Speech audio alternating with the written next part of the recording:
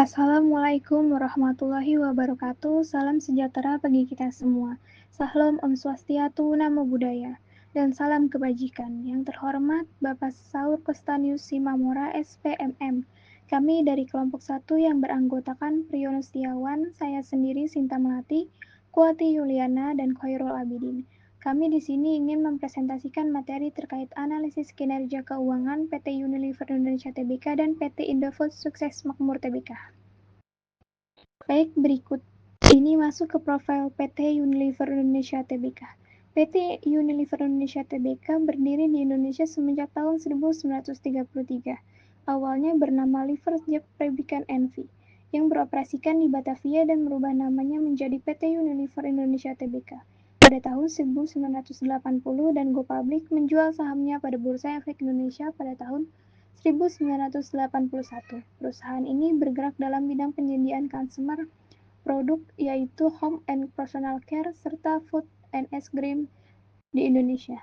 Rangkaian produk Unilever Indonesia mencangkup brand-brand ternama yang terkenal di dunia seperti Pepsodent, Lux, Lifebuoy, Dove, Sunsilk, Clear, Rexona, Vaseline, Rinso, Molto, Sunlight, Walls, Blue Band, Royco, Bango, dan lain-lain.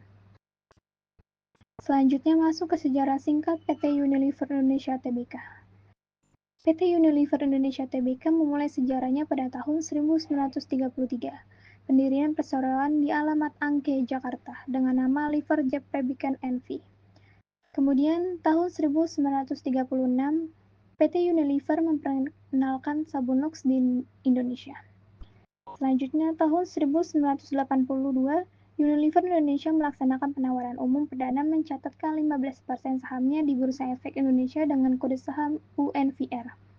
Kemudian tahun 1990, pembukaan pabrik produk personal care di Rungkut, Surabaya dan mengakuisisi Sariwangi dan memasuki bisnis teh.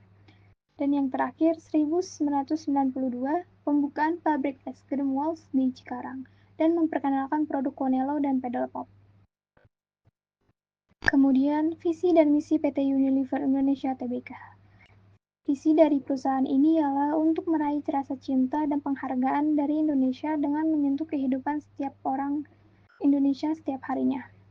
Misi dari PT ini ada beberapa misi, yaitu bekerja untuk menciptakan masa depan yang lebih baik setiap hari, membantu konsumen merasa nyaman, berpenampilan baik, dan lebih menikmati hidup melalui brand dan layanan yang baik bagi mereka dan orang lain. Menginspirasi masyarakat untuk melakukan langkah kecil setiap harinya yang bila digabungkan bisa mewujudkan perubahan besar bagi dunia. Dan serta senantiasa mengembangkan cara baru dalam berbisnis yang memungkinkan tumbuh 2 kali lipat sambil mengurangi dampak terhadap lingkungan. Berikutnya ialah susunan direksi PT Unilever Indonesia Tbk di Indonesia. Susunan direksi ini adanya Presiden Direktur, Direktur Beauty Wellbeing, Direktur Integrated Operational, Direktur Sales, Direktur Finance, dan Direktur Human Research. Baik, selanjutnya ialah profil PT Indofood Sukses Makmur Tbk. PT Indofood Sukses Makmur Tbk atau Indofood merupakan salah satu perusahaan makanan dan minuman terbesar di Indonesia.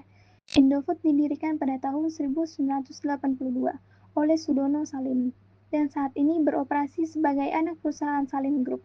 Perusahaan ini memiliki beberapa unit bisnis yang bergerak di berbagai sektor, termasuk bahan makanan, minuman, dan produk konsumen. Indofood merupakan perusahaan makanan dan minuman yang telah beroperasi selama lebih dari 30 tahun di Indonesia. Selanjutnya sejarah singkat PT Indofood Sukses Makmur Tbk. PT Indofood ini didirikan dengan nama PT Panganjaya Inti Kusuma dan memulai kegiatan usaha di bidang makanan ringan pada tahun 1990. Kemudian pada tahun 1994 pengganti namanya menjadi PT Indofood Sukses Makmur. Lalu mencatatkan saham di Bursa Efek Indonesia atau BIE. Selanjutnya pada tahun 1995, PT Indofood memulai integrasi bisnis melalui akuisisi pabrik penggilingan gandum Bugasari. Kemudian pada tahun 1997 memperluas integrasi bisnisnya dengan mengakuisisi grup perusahaan yang bergerak di bidang perkebunan, agribisnis, dan distribusi. Yang terakhir, pada tahun 2007, PT Indofood mencatatkan saham grup agribisnis Indofood Agri Research Ltd di Singapore Stock Exchange. Dan grup agribisnis memperluas perkebunannya dengan mengakuisisi PT PP London Sumatera Indonesia Tbk, sebuah perusahaan perkebunan yang sahamnya tercatat di Bursa Efek Indonesia.